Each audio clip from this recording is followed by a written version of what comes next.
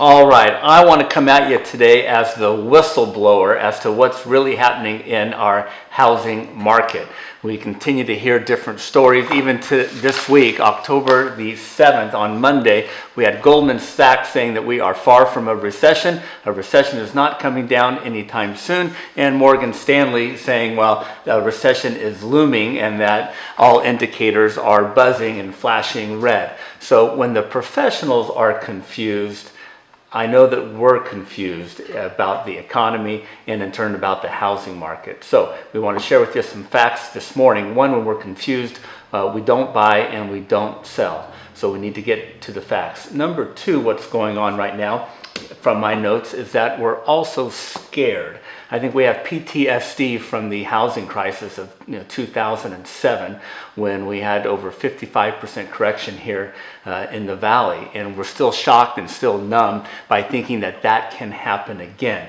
Not likely to happen again, certainly not in any level that we saw it before, where people were taking out loans on homes that they couldn't afford. They had no money down. They had interest-only loans.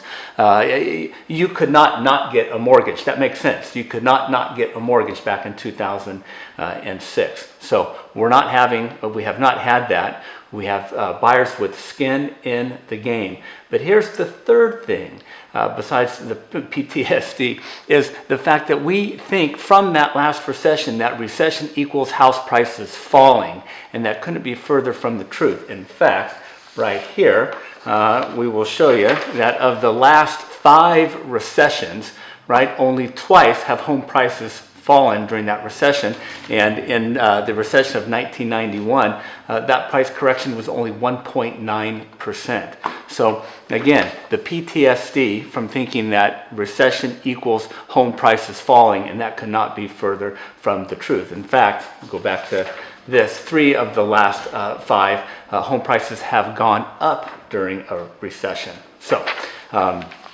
we can't believe, right, the things that aren't educated about. So let's get educated. I hope that helps.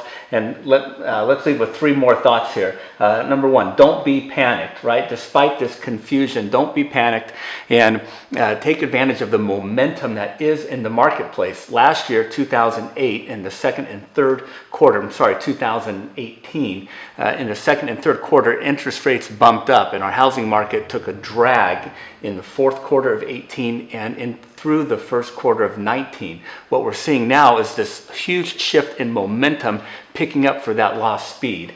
And in fact, in September, national sales, pending contracts, homes that went into contract in September, were up 12.5% from a year ago. Locally, in September, we were up over 20% here in the Central Valley of homes that went into contract.